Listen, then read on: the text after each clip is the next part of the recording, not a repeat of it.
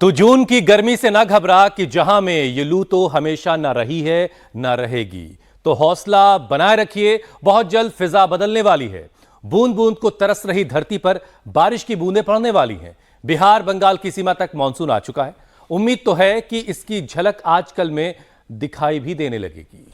वैसे हुसैन, मौसम विभाग का कहना है कि 20 से 25 जून तक का मानसून दिल्ली में दस्तक दे सकता है। वैसे हुसैन, इस बार तो हद ही हो गई है, क्योंकि बिहार, उत्तर प्रदेश और दिल्ली तो तपते हुए टापू बन गए हैं और हर तरफ अकाल जैसी नौबत बन गई है। लोग बूंद बूंद के लिए तरस रहे हैं और रिजर्वायर तक सूख चुके हैं। बिल्कुल अमित, और इसका असर खाने की थाली पर भी दिखने लगा है। सब्जियां काफी महंगी हो गई हैं। दूध, दही और फल का भाव भी गर्मी में अपना असर दिखा रहा है, यानी ऊपर चढ़ता जा रहा है। और वो भी तब जब आए दिन ऐसी स्टडीज लगातार आती रहती हैं कि खान पान की बदलती आदत बीमारियां दे रही है। और हुसैन, हम अपने शो में भी लगातार बताते रहे हैं कि थाली में मोटे अनाज के साथ फलों और सब्जियों को ज्यादा से ज्यादा जगह दीजिए, ताकि न्यूट्रिशंस वैल्यू काफी ज्यादा रहे। लेकिन पूजा, ऐसा हो नहीं रहा। तभी तो गर्मी में फंक्शनल गैस्ट्रोइंटेस्टाइनल डिसऑर्डर्स तेजी से बढ़ रहे हैं। करीब 37% पुरुष और 49% महिलाएं पेट की गंभीर बीमारियों से अब जूझ रही हैं। अच्छा, ये बात जानकर आपको हैरत होगी कि इंडाइजेशन की मामूली प्रॉब्लम को वक्त रहते अटेंशन ना दी जाए तो बाद में वो क्रोनिक अल्सरेटिव कोलाइटिस, आईबीएस और यहां तक कि कोलन कैंसर में भी तब्दील हो सकती है। चलिए, ठीक बात है। अब बादल लाना, बारिश होनी और गर्मी को भगाना ये अपने बस में तो देखिए है नहीं, लेकिन सही खाना खाना और पेट को सेट रखना ये सब कुछ हमारे हाथ में है। और ये योग के साथ बहुत आसानी से किया जा सकता है, ताकि इससे पूरा जो डाइजेस्टिव सिस्टम है वो भी परफेक्ट बना रहे। और ये सब कुछ कैसे होगा ये हम स्वामी जी से जानेंगे। लेकिन स्वामी जी क्या ढूंढ रहे हैं आज? स्वामी जी प्रणाम। प्रणाम स्वामी जी, बहुत बहुत स्वागत है आपका। तो रही है क्या स्वामी जी? आज बढ़िया बढ़िया सब्जी ढूंढ रहे हैं। आप लोग तो इनके लिए तरफ जाते हो, लेकिन हमारे लिए ये ऑर्गेनिक सब्जियां बहुत अच्छे से उपलब्ध हैं और इसलिए हमको कोई पेट की प्रॉब्लम नहीं रहती। हमारा पेट जो है एकदम फिट रहता है, परफेक्ट रहता है। और ये तो सब्जियों की बात हुई।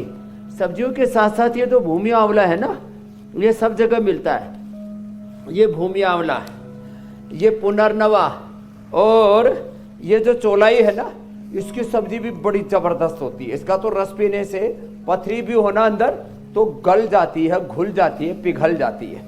और आज हम इस सब के बारे में तो बात करेंगे, इसको करेंगे। इधर जो है हमारे बच्चे जल नीति, सूत्र नीति कर रहे हैं और ये जो है बेटी जो है दूसरे कार्यक्रम में भी लगी हुई, पानी की टंकी इसने चालू की है। दंड बस्ती बड़ी कठिन है। इधर ये पानी रखा हुआ है, आंवले का पानी पिलाते हैं, नींबू पानी पिलाते हैं, आंवले का, नींबू का, सेंधा नमक का, ये सब पानी पिला करके फिर 5 आसन कराते हैं। आज वहीं से शुरुआत करते हैं। चलो आप सब भी खड़े हो जाओ। ये हमारी मेजर पानी का नाम सुनते ही स्वामी जी आजकल राहत मिलती है। हिंदू, हाँ करो। लेकिन सबसे पहली जो तस्वीर आपने दिखाई उससे भी बड़ी राहत मिली। तो लोगों के घरों में अगर जगह है तो अपने घरों में कोशिश कीजिए कि कुछ सब्जी उगा लीजिए। अगर नहीं है तो बालकनी में कुछ लगा के देखिए। फिर जब उस पर तुरई या फिर लौकी या कुछ और निकले पैदा होगी तो फिर उसकी खुशी कुछ और है और गर्मी से भी थोड़ी जरूर राहत मिलेगी। लेकिन स्वामी जी देखिए, अभी हर कोई गर्मी से बेहाल है। फलों और सब्जियों के दाम बढ़ रहे हैं। लोग पीने के लिए पानी की जो किल्लत है उसको भी झेल रहे हैं।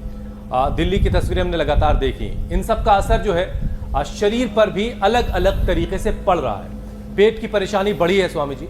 और अब मौसम पर तो अपना देखिए कंट्रोल है नहीं। कंट्रोल सिर्फ अपने आप पर है, शरीर पर है कि अपना पाचन को जो है वो परफेक्ट बना लिया जाए।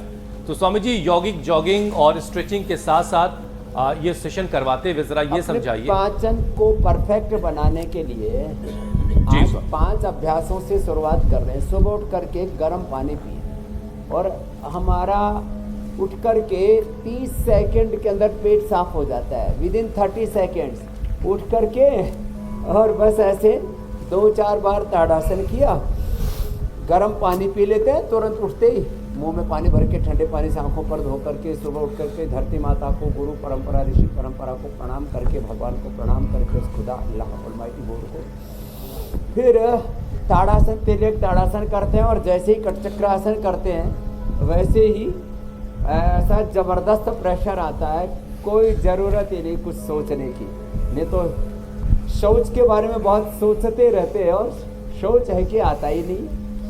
ये ताड़ासन, ये तिर्यक ताड़ासन, ये कटचक्रासन ऐसे अभ्यास है, इससे पेट एकदम साफ हो जाता है। फिर जिनका पेट गड़बड़ रहता है ना, देखो ये हॉट एंड कोल्ड प्रेस चल रहा है इधर, ये मिट्टी पट्टी और ये ठंडे गर्म की सिकाई, ये बड़ी ज़बरदस्त है।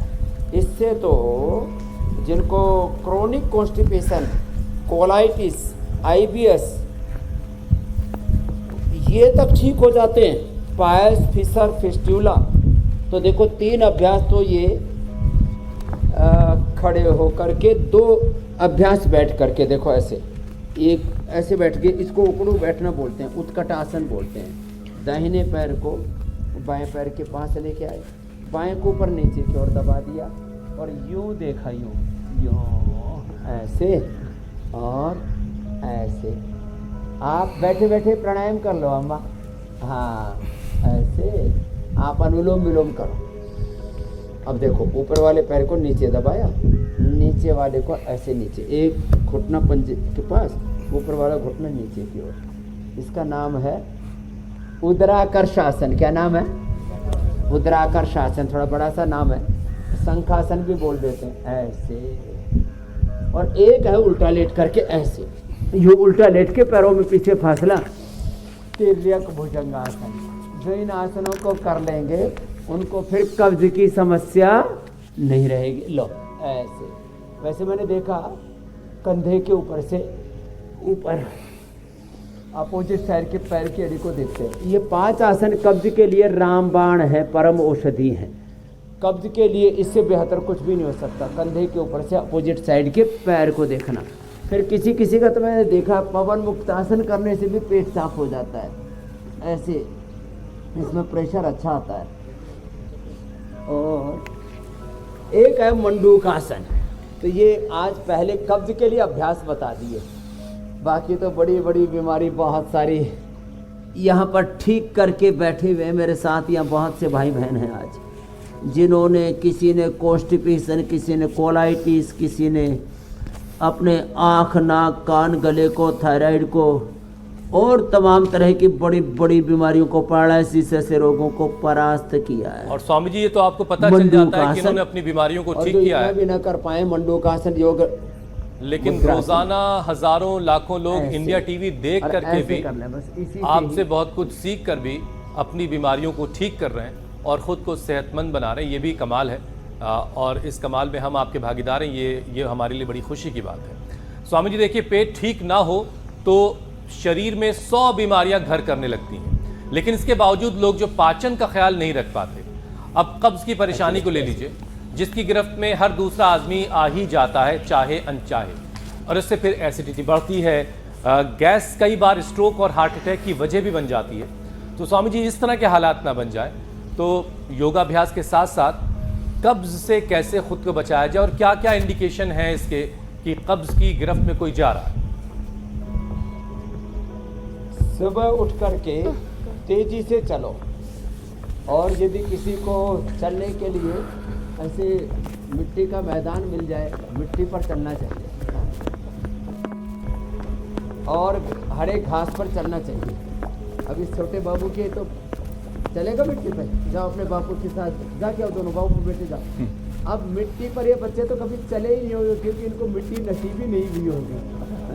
ये बच्चा ऐसे चल रहा है जैसे गाय के पीछे बाछड़ू जोड़ रहा है। तो ये ऐसे अब ये मिट्टी, ये बच्चों को, शहरों के बच्चों को तो मिट्टी पे चलना ही अजीब सा लगता है। क्या मुलायम मुलायम गदम गदम लग रही है, जैसे फोम पर चल रहे हो। अब ये मिट्टी पर चलना, यही इससे पेट अच्छा हो जाता है। घास पर चलना, देखो इधर ये जो घास है ना, इस घास के ऊपर भी चलो। हाँ, एक की इच्छा हो रही है, बस ज़्यादा मत चलो, उधर भिंडी बो रखी है इसके भिंडी की तरकारी बन जाएगी। घास पर चलना, मिट्टी पर चलना, ऐसे ही चलो, ऐसे ही चलो। हाँ तो देखो ये ऐसे ही दौड़ लगाओ, एक ये और एक ये 2 अभ्यास तो बड़े गजब के हैं।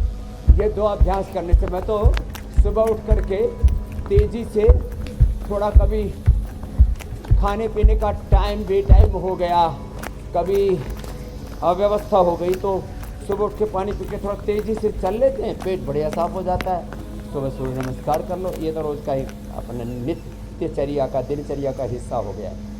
प्राणायाम और फिर ज़्यादा ही कब्ज रहता है ना तो त्रिफला ले लो, और ज़्यादा कब्ज रहता है तो शुद्धि चूर्ण ले लो, थोड़ा थोड़ा रहता है तो फिर अभयारिष्ट ले लो। ये अमलतास, जिसके पेड़ के नीचे हम कल बैठे थे, उसकी फलियाँ हैं। अमलतास सुबह भिगो दो पानी में, मिट्टी की कुरड़ी में भिगो दो, बेस्ट है। रात को इसका पानी पी लो, सुबह बढ़िया पेट साफ। या आंवला एलोवेरा मेरे सामने रखा हुआ है ना, ये भी बड़ा ज़बरदस्त है। रात को पी लो, सुबह बढ़िया पेट साफ। अथवा सुबह उठते ही तेज़ गर्म पानी में पी लो, लगभग 10-15 मिनट में पेट बढ़िया साफ हो जाता है, कोई मरोड़ा नहीं होता। ये जो कब्ज के लिए लैक्सेटिव्स जितने भी लेते हैं, एलोपैथी की सिंथेटिक अथवा आयुर्वेद में जो सनाई पत्ती नमक ठोक ठोक करके जो चूर्ण बनाते हैं पेट साफ करने के लिए, जितने भी चूर्ण हैं उनमें सब में ज़्यादातर में जितने भी कब्ज के चूर्ण हैं उसमें ठोक करके सनाई पत्ती होता है, सोना माखी बोलते हैं गुजरात में। ये बड़ा खतरनाक होता है कि ये, और रोज़ लोग पेट साफ करने के चूर्ण खाते मुट्ठा भर भर के, ये सेहत के लिए अच्छा नहीं होता है। ऐसे ऐसे ये सूर्य नमस्कार कितनी बार कर लेना है? 10 बार। स्वामी जी, गर्मियों में ठंडा तो पानी सेहत के लिए अच्छा होता है कि नहीं होता? गजब हो जाएगा। तो देखो, क्योंकि लोग जो है खूब सारा ठंडा हाँ, पानी पी गर्मी रहे में हैं। तो अच्छा रहता है, घड़े का पानी पी ले, फ्रिज का पानी नहीं पीना। अच्छा। मंडो का लेकिन स्वामी हाँ, जी देखिए, पानी लोग अच्छा, पानी ठीक से पी ले तो पेट और अच्छा। देखो पेट तो ऐसा रहना चाहिए जैसे हमारा, देखो हमारा पेट कैसा है, मंडू का आसन करो या योग मुद्रा आसन करो, हमारा पेट देखो हलवे जैसा है।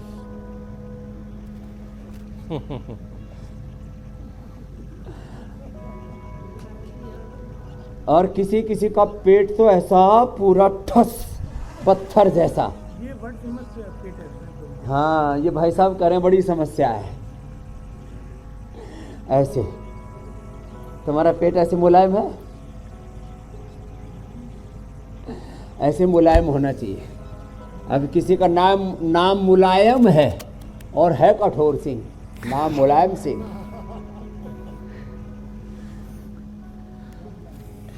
अच्छा स्वामी तो जी ये देखिए, पेट एकदम सॉफ्ट होना चाहिए। बिल्कुल देखो, बड़ी चुनौती है, लेकिन धूप स्वामी में बैठ करके विटामिन डी की पूर्ति पूरी हो रही है हमारे स्वास्थ्य साधकों की। जी मेरे भाई। स्वामी जी देखिए, गर्मियों में लोग खूब ठंडा पानी पी रहे हैं, कोल्ड ड्रिंक का इस्तेमाल कर रहे हैं, शुगर एडेड चीजें यूज कर रहे हैं, और इसकी वजह से वजन बढ़ रहा है। तो बॉडी शेप में कैसे रहे और इसके लिए लाइफ स्टाइल में क्या क्या बदलाव किए जाए? इतनी गर्मी पड़ रही है, फिर भी लोग सुबह उठने को राजी नहीं है और अपना वजन भी बढ़ाए चले जा रहे हैं। तो लाइफ स्टाइल में क्या क्या बदलाव करने की जरूरत है स्वामी जी, और फिर वजन कैसे कंट्रोल हो, ये भी बताइए। देखो, आज 5 आसन तो शुरू के बताए, अब बताते हैं पेट को कम करने के लिए। तमाम तरह की जो समस्याएं हो रही है ना, ये एक ही समाधान है। समस्या एक, समस्या अनेक। क्या बोला? समस्या अनेक, समाधान एक, योगाभ्यास। अब पेट गड़बड़ है, लीवर गड़बड़ है, किडनी गड़बड़ है, आंतें गड़बड़ हैं, और ओवरी गड़बड़ है, फिलिपियन ट्यूब बंद है, मासिक धर्म की गड़बड़ी है, मेनोपॉज की गड़बड़ी है, कितनी समस्याएं हैं। अकेले स्थित कोण आसन से लो, ओबेसिटी से लेकर के कितनी समस्याएं एक साथ समाधान हो जाती हैं। अब ये हमारी आर्मी में रही है, मेजार बैठी हुई है इंदु, आर्थराइटिस था, कान का पर्दा फट गया था, और फिर जो है सफ़ेद दाग गर्दन के पीछे हो गया था, गोधन अर्क लिया, उसको ठीक कर लिया, ईयर गिट से कान अपना ठीक कर लिया, योगाभ्यास करती रही। आर फैक्टर 20 से ऊपर कूद गया था, 35 तक पहुंच गया था, शरीर जाम हो गया। और माँ को पार्किंसन था, बहन को स्पाइन इंजरी थी, सब कुछ ठीक कर लिया। और अब लग ही नहीं रहा कि ये 40 साल की, मैं तो सोच रहा था 25-30 साल की गुड़िया है। गोल गोल घुमा बेटा, तो ये देखो। तो भाई मेजर हो, जनरल हो, कर्नल हो, आर्मी चीफ हो हमारे, जो है मैंने तो 30 साल पहले यहाँ जो है उधमपुर से शुरू किया था आर्मी के लोगों को सिखाना। फिर ये 3 अभ्यास लेकर मेजर जनरल MM वालिया जी से लेकर के और हमारे VK सिंह जी तक। VK सिंह जी भी रोज योग करते हैं। राजयोग तो आता जाता रहता है, लेकिन योग हमेशा रहना चाहिए। फिर आ जाएगा अर्धहलासन, पाद वृत्तासन, ऐसे ये और ऐसे ये। इससे पेट भी अच्छा होता है और एक्सेस वेट भी अच्छा होता है। यूँ गोल गोल घुमाना पड़ता है, लेकिन गोधन और ये कॉन्स्टिपेशन की और कॉन्स्टिपेशन के साथ फिर कोलाइटिस भी तो होता है। कोलाइटिस में क्या होता है, अभी एक बहन बता रही थी 40 बार जाना पड़ता था बाबा जी, किसी को 20 बार 40 बार। अब बताओ, जो 20-40 बार टॉयलेट जाए तो आधा टाइम तो उसको टॉयलेट में बैठना पड़ेगा। फिर पायल्स होगी साथ में PCOD भी हो गई, और वो बहन भी अब योग करके अच्छी हो गई। उसका नाम है नैना, महाराष्ट्र से आई हुई है। हाँ, ये अब देखो ये होता है उसमें। कोलाइटिस में कुटज घनवटी, चित्रकादिवटी और कोटजारिस्ट खाने के बाद, खाली पेट कोलोग्रेट, और दूध, घी और मीठा, खास करके चीनी और सब मिठाइयाँ बंद कर देते हैं। और दही में इसबगोल, छाछ में थोड़ा लवण भास्कर, हिंगवास्टिक, और उसको तक्कर करा देते हैं। उबला हुआ सेव, केला, इसबगोल, बेल का प्रयोग करवाते हैं, और ये कोलाइटिस भी ठीक हो जाता है। जिनको पायस फिशर है, फिस्टुला है, उनको ये देते हैं अर्शकल्प या हरितकी चूर्ण या अभयारिष्ट। स्वामी जी जरा एक एक करके जरा आराम से चलते हैं, ऐसे सब मिल जाएगा तो थोड़ा लोगों को दुश्वारी होगी समझने में, शायद कुछ लोग नोट भी कर रहे हो। देखिए एक एक करके जरा पेट की अलग अलग बीमारियों की बात करते हैं। कोलाइटिस के बारे में आप बता रहे थे स्वामी जी, तो ये जो पेट की अलग अलग बीमारी, इसको शरीर में घर करने में अच्छा खासा समय लगता होगा। पहले अनपच जैसी कुछ समस्या, कुछ और फिर बातें आगे बढ़ती होंगी। तो कोलाइटिस की नौबत कैसे आ जाती है और क्या क्या इंडिकेशन है उसका कि अब कोलाइटिस की तरफ मामला बढ़ रहा है, खुद को संभाल लो? देखो, जब पेट में मरोड़ा सा हो, पेट में एक झीना सा दर्द होने लगता है, फिर पेट में सूजन आ जाती है। प्रारंभिक अवस्था से तो ये सौंफ से ही ठीक हो जाता है, ये सर्वकल्प काढ़ा पीने से ही ठीक हो जाता है, लीवोग्रिट लिवामृत लेने से ही ठीक हो जाता है। तो पेट में सूजन आए, इसी से जहाँ लगता है ना, कोलाइटिस आंतों की सूजन, अर्थराइटिस हड्डियों में, मांसपेशियों में ये सूजन, ऐसे ब्रोंकाइटिस फेफड़े में सूजन, हेपेटाइटिस लीवर में सूजन। ये जो सूजन है ना, वहाँ इसी से लगता है अंग्रेजी में। तो कोलाइटिस माने आंतों में सूजन हो गई, तो उसमें फिर दर्द सा होने लगता है, मरोड़ा सा होता है, फिर लैट्रिन के साथ सफ़ेद चिकना पदार्थ निकलता है, और कई बार जाना पड़ता है। ऐसा लग रहा है मोशन की इच्छा बनी रहती है, एक बार में मोशन नहीं होता है। जो खाया पिया है वो लैट्रिन के साथ निकलने लगता है। इसलिए जिनको colitis, IBS, irritable bowel syndrome, और इसको संस्कृत में, हिंदी में आंव संग्रहणी बोलते हैं, तो वो जो खाया पिया है वो पूरा पाचन नहीं होता, और इसीलिए आंव का मतलब ही होता है जो आम है, ये कच्चा है। आम का अर्थ एक तो आम होता है, जैसे आम के पेड़ के नीचे हम बैठे, ये आंव बनता है। जो खाया पिया है उसका पूरा पाचन नहीं होता, लैट्रिन के साथ चिकना पदार्थ निकलता है, मरोड़ा होता है, ये इसका लक्षण है। और यदि लंबे समय तक बनी रहे तो शरीर के अंदर न्यूट्रिशंस, माइक्रो न्यूट्रिशंस की कमी हो जाती है, विटामिन मिनरल्स की कमी हो जाती है, क्योंकि जो भी शरीर के अंदर हम डालते हैं इनपुट के तौर पर, वो सारा आउटपुट हो जाता है। इनपुट आउटपुट बराबर, बीच में आंतों में, लीवर में वो अवशोषित हुआ ही नहीं, तो बाहर निकल जाता है। इसको कोलाइटिस कहते हैं। इसमें पिंडलियों को दबाना ये बड़ा लाभप्रद होता है। काफ मसाज बड़ा इसमें लाभप्रद होती है। इसमें पवन मुक्तासन, उत्तान पादासन थोड़ा 10-10 मिनट करवाते हैं। और जैसे मैंने बताया कोलोग्रिट खाली पेट 2-2 गोली सुबह दोपहर शाम, कुटजारिष्ट कुटज गनवटी चित्रकादि खाने के बाद, और दूध घी मीठा चीनी सब बंद कर देते हैं।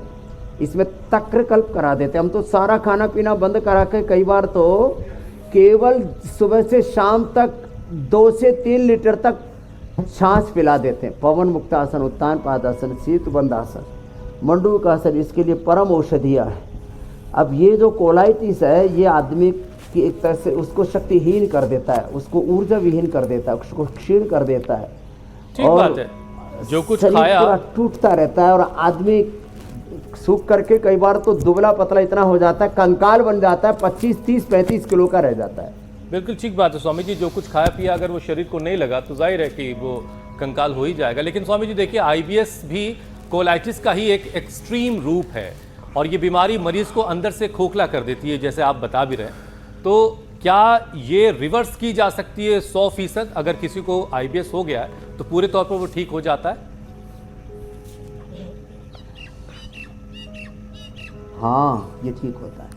तो देखो, ये एलोपैथी में, मॉडर्न मेडिकल साइंस में, सिंथेटिक वर्ल्ड में इसकी दवाई नहीं है। हम जो ये पवन मुक्तासन, उत्तान पादासन बताते हैं, नौकासन बताते हैं, सर्वांगासन, हलासन करवाते हैं, इससे इनका समाधान होता है। ये सर्वांगासन और ये हलासन कितनी देर? 5-5, 10-10 मिनट। एलोपैथी में कोलाइटिस का, अर्थराइटिस का, ब्रोंकाइटिस का, चमड़ी की सूजन, सोराइसिस का कोई इलाज नहीं है। एक आसन ऐसे धीरज के साथ 10 मिनट करना पड़ेगा। पवन मुक्तासन, उत्तान पादासन, नौकासन, सर्वांगासन। तो कोलाइटिस, और ये कोलाइटिस बिगड़ करके ही आईबीएस, इरिटेबल बाउल सिंड्रोम, हर समय पेट में गुड़ सी रहती है, अनईजी सा फील होता है पेट में, है। किसी को हुआ है कोलाइटिस? बड़ा खतरनाक है। मंडूकासन ऐसे। ये कोलाइटिस के बारे में पूरी दुनिया में मान्यता है कि ये ठीक नहीं होता, आईबीएस भी ठीक नहीं होता। इसी का एक भाई बंधु है, जैसे हमेशा बोलते रहते हैं हमारे भाई अमित जी, पूजा जी, मीनाक्षी जी, ज्योत्सना जी, अभी तो श्रुतिका जी भी, कि जो है बीमारियों का एक पूरा कुटुंब है, खानदान है। सुबह हमारी बहन बोल रही थी, मेजर इंदू, कि बाबा जी हमारे देश में यदि दुश्मन घुस जाए तो तुरंत उसको हम खदेड़ देते हैं। ऐसे देह में यदि रोग रूपी दुश्मन है, ये हमारे बैरी है, ये घुस जाए तो तुरंत खदेड़े, नहीं तो आंव के बाद, संग्रहणी के बाद, कोलाइटिस के बाद ulcerative colitis, IBS, Crohn's disease, फिर पायस फिशर फिस्टुला, और फिर मैग्नेटिशियन, और कमजोरी से लेकर के, और ये तो आयु तक को हर लेता है। इतना खतरनाक है ये रोग कोलाइटिस का। तो कोलाइटिस वाली ही, चलिए कोलाइटिस वाली बात तो स्वामी जी हो गई, समझ रहा। हाँ, जब अल्सरेटिव कोलाइटिस हो जाता है, खून भी आने लगता है ना, तब फिर अनार का सेवन, थोड़ा उसमें प्रवाल पिष्टी, मोती पिष्टी, उसमें कहरवा पिष्टी का प्रयोग कराते हैं, और नाग केसर, यज्ञ की भस्म का भी पानी पिलाते हैं, उससे ब्लीडिंग रुक जाती है। वैसे शीशम, पीपल, बेल, दूर्वा, दूधी घास, ये दूधी घास है, देखो इधर दूधी है, ये दूधी, ये संजीवनी, ये शीशम, ये पीपल, इनके पत्ते, भूमि आंवला, पुनर्नवा, मकोई तो आंतों की सूजन को, और अंदर जो ब्लीडिंग होती है ना, वो दूर हो जाती है इन चीज़ों से। तो अल्सरेटिव कोलाइटिस भी ठीक हो जाती है। कुछ कह रहे थे मेरे भाई हुसैन? स्वामी जी देखिए, आईबीएस, कोलाइटिस, अल्सरेटिव कोलाइटिस, ये सारी बातें हो गई, लेकिन बड़ी आंत की एक और परेशानी है, वो है अल्सर, और ये भी अब बड़ी आम सी बीमारी बन गई है।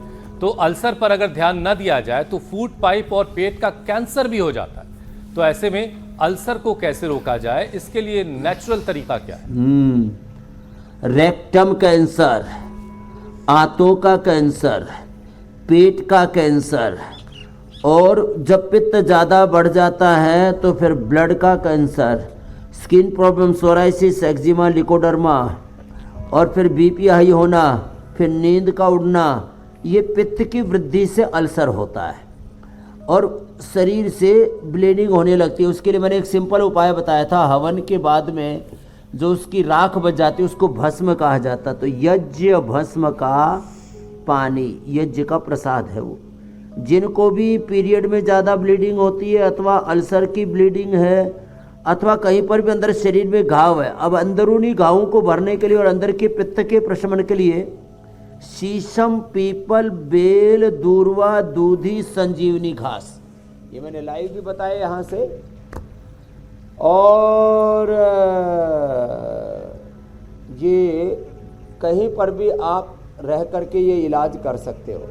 ये जो अंदर पित्त बढ़ता है ना, पित्त के प्रशमन के लिए अविपत्ति कर चूर्ण 100 ग्राम, मुक्ता शुक्ति 10 ग्राम अथवा काम दुधा मुक्ता शुक्ति मोती पिष्टि 10-10 ग्राम लेके उसमें कहरवा पिष्टि मिला ले 10 ग्राम, और उस फिर सब में थोड़ा 50 या 100 ग्राम उसमें नाग केसर, जो थोड़े लाल के रंग की केसर जैसी होती है, नाग केसर। केसर बहुत महंगी होती है, वो तो लाखों रुपए के लिए होती है, तो 50 रुपये में मिल जाती है। उसका पाउडर करके सुबह शाम ले ले, अंदर का अल्सर घाव पूरा भर जाता है। ये एलोवेरा, बाहर भी घाव उस पर लगा दो, उसको ठीक कर देता है। अंदर से पीने पर एलोवेरा अंदर का घाव भरता है। एलोवेरा और थोड़ी मात्रा में हनी, वो भी घाव को भरता है। कहीं चोट लग जाए, हनी लगा तो पट्टी बांध दो, घाव भर जाएगा। सबसे ज़्यादा ये भ्रूण हीलिंग का, घाव को भरने का, भ्रूण हीलिंग, भ्रूण और भ्रूण हीलिंग का काम, घाव को भरने का काम सबसे बढ़िया करता है। थोड़ी मात्रा में, ज़्यादा मात्रा में लोगे शायद, तो ठंडे एलोवेरा में लेना चाहिए, ठंडे पानी के अंदर, या ठंडे एलोवेरा, इसको गर्म पानी में नहीं, गर्म पानी में लोगे तो कभी आदि को दूर करेगा। तो ये, और ये जो गुलकंद है ना, ये भी अंदर का घाव भरने का काम करता है। अल्सर, तो अल्सर पेट का, और फिर मुंह का अल्सर हो जाता है, आँख में भी अल्सर हो जाता है, ये भी पित्त के कारण से होते हैं। आँख के अल्सर में फिर उसको, ये गुलाब की पंखुड़ियाँ मेरे सामने रखी ना, जीरा, धनिया, सौंफ, गुलाब, और इसको ना मुलेठी, इसको भिगो करके पीते हैं तो इससे तो पेट के अंदर का पित्त का प्रशमन होता है। आँख के अल्सर के लिए गुलाब जल से आँख को धोएं, अनुलोम विलोम करें। मुंह में अल्सर के लिए ये जो 5 चीज़ें मैंने पहले बताई थी, भ्रूम, आंवला, पुनर्नवा, मकोई और शीशम, बेल आदि, इनका प्रयोग करें। एलोवेरा मुंह में चबा लें, और एलोवेरा के जूस में ये नीला थोथा आता, उसको एक बार तवे पर भून लें और एक चुटकी भर एलोवेरा के जूस में मिला के उसका कुल्ला कर लें। कितना ही भयंकर घाव अल्सर हो, एक ही बार में ठीक, बस पानी बाहर निकालना है, पानी अंदर नहीं देना। नीला थोथा का पानी अंदर नहीं जाना चाहिए, उसको पॉइजनस मानते, लेकिन वो विष भी तो चिकित्सा है, विष चिकित्सा। तो मुंह का छाला गर्मी में बहुत लोगों को होता है, जरा सी गर्मी बड़ी मुंह में छाल हो गया, ऊपर फुंसियाँ निकल आती है। आम खाते तो फुंसियाँ निकल आती है। अरे आपको आश्चर्य होगा, मैं तो आजकल आम ही खा रहा हूँ और कुछ खाता ही नहीं, आम और थोड़ी सी सब्जी, और मेरे को तो कोई नहीं निकल रहा। क्यों? क्योंकि मैं देसी आम खाता हूँ, ऑर्गेनिक आम खाता हूँ, और तुम ये सब मसाले वाले आम खाते हो, फिर फूट फूट के निकलते रहते आम ऊपर से। तो ये आम जो है स्वामी जी, देसी वाला के ना सबको निकले, उपलब्ध नहीं इससे हो रहा पित्त है ना ना, बढ़े, तो सब्जियां खाया करो, लौकी, परवल, तोरी। तो लोग मसाले वाले से ही अपना दिल बहला रहे हैं, क्या करें। बहरहाल स्वामी जी देखिए, अल्सर का इलाज अगर वक्त पर ना हो तो ये पाइल्स और फिशर में तब्दील हो जाता है। तो इस परेशानी से बचा कैसे जाए, और बहुत सारे लोग इस बीमारी को दरअसल पहचानते जानते भी नहीं। जरा इसके बारे में बताइए, क्या होती है। जब जहाँ से लैट्रिन पास होता है उसको एनस बोलते हैं, गुदा के पास, वहाँ जब कोई ऐसे मोटा सा निकल आता है तो शुरू में तो आदमी डरता है ये हो क्या गया, इसको बादी बवासीर बोलते हैं। उसमें खून आए तो उसको खूनी बवासीर बोलते हैं। यहाँ से दबाने से ठीक होता हो, यहाँ से दोनों हाथों में, और उसमें जब चीरा पड़ जाए तो उसको फीसर बोलते हैं। मस्सा होना बादी बवासीर, खून निकलना खूनी बवासीर, उसमें चीरा लग जाए उसको फिशर, और एक फिर नली सी तैयार हो जाती है उसको फिस्टूला भगंदर बोलते हैं। यहाँ से दबाने से ठीक हो जाते हैं सारे। यहाँ से दबाएं और टखने के नीचे यहाँ से दबाएं। जब हम हरिद्वार में आए तो एक वैद्य जी थे, पता नहीं 80-90 साल पुराने, किसी का भी पेट गड़बड़ हो यहाँ से ऐसे दबा देते थे और काफ़ी लोग तो इसी से ठीक हो जाते थे। ये तो एक बहुत पुराने वैद्य की बताई हुई विद्या हम आपको बता रहे।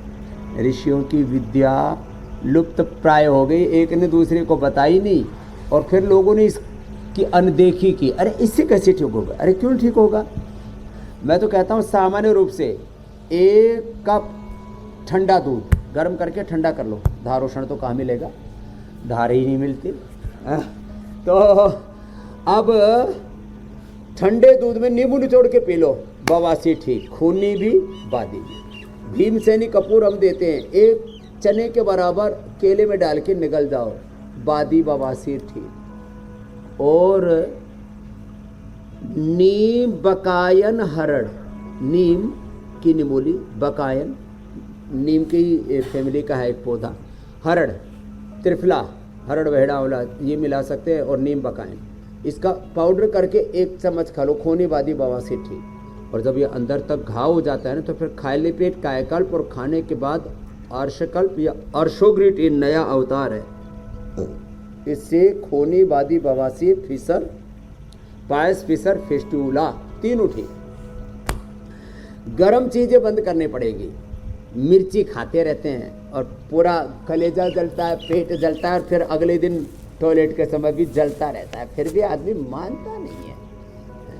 बोले जीभ जब सब कंचन सी ना बोले, ये जीभ लपर लपर करती है, बड़ी बेईमान है। इसको बोलो चारों तरफ बत्ती सी है, तेरे का काट दूंगा तेरे को, जो ज़्यादा मुझे सताएगी तो क्या करे। मतलब 32 दांतों के बीच में रह पर के भी लपर लपर करना बंद नहीं करती।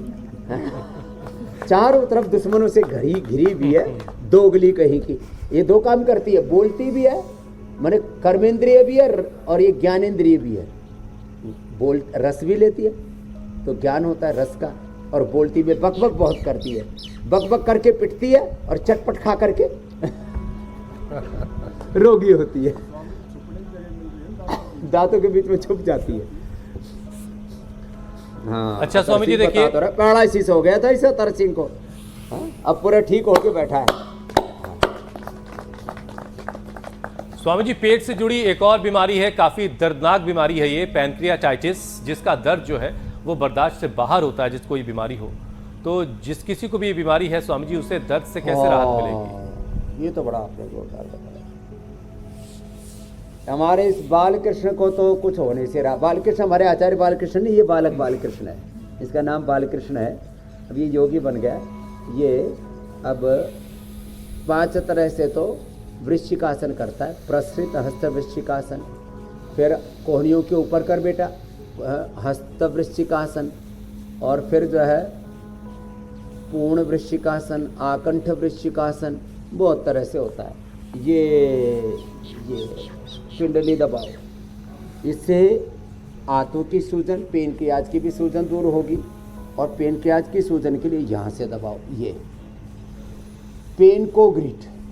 और जितनी भी पित्तहर चीज़ें पेनक्रियाज में सूजन आती है उसको पेनक्रिएटाइटिस, आंतों की सूजन को कोलाइटिस, स्किन की सूजन को सोराइसिस, हड्डियों की सूजन को अर्थराइटिस, फेफड़े की सूजन को ब्रोंकाइटिस।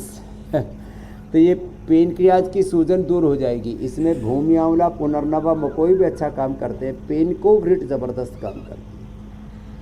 और पित्तहर जितनी भी चीज़ें, मिर्ची मसाला सब बंद, जिनको भी पेनक्रिएटाइटिस है। और पेनक्रियाज 100% अच्छा हो जाता है। एलोपैथी में उसके लिए स्टीरॉयड देते हैं, और हम भूमि आंवला, पुनर्नवा, ये मकोए यही पिला के ठीक कर देते हैं। ये पॉइंट दबा देते हैं और थोड़ी पिंडली दबा देते हैं, ऐसे ऐसे। और स्वामी जी पिंडली खुद से अपनी दबानी है, कोई और दबाए तो भी आराम मिलेगा? मतलब पिंडली दबानी हो तो दूसरा गला दबा। लोग पिंडली नहीं दबाते, गला दबाते, ये दबा। स्वामी जी चलिए भाई अगर दबाना ही तो पिंडली दबाओ, थोड़ी सी राहत मिलेगी, आराम मिलेगा, गला दबाने की जरूरत नहीं है। स्वामी जी अब जरा ये बताइए, कितना बढ़िया किया। सारे अभ्यास तो आपने करवा दिए हैं, अब प्राणायाम से कैसे डाइजेस्टिव सिस्टम को और बेहतर किया जा सकता है, कौन कौन से प्राणायाम जो है वो पेट के लिए कारगर है, जरा वो भी करवाते हैं। आप देखो, पेनक्रियाटाइटिस के लिए पेनकोकरी, और डायबिटीज हो जाए तो मधुनाशिनी मधुग्री, खीरा, करेला, टमाटर, गिलोय, सदाबहार, किरायता, कुटकी, गुड़मार, विजय साग। अब प्राणायाम से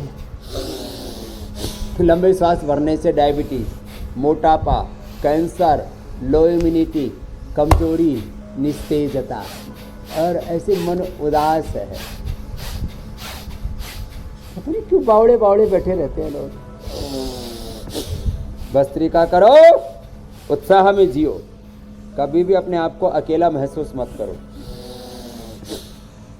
और धूप में बैठे बैठे तेजी से करोगे ना तो किसी को तो नाक में नक्सीर जैसी आ जाती है, तो शीशम के पत्ते और ये पीपल के पत्ते डाल लो, नक्सीर बंद हो जाती है। रही मारा दही पी लो, दही में मक्खन निकलने से पहले पी लेना खाली पेट।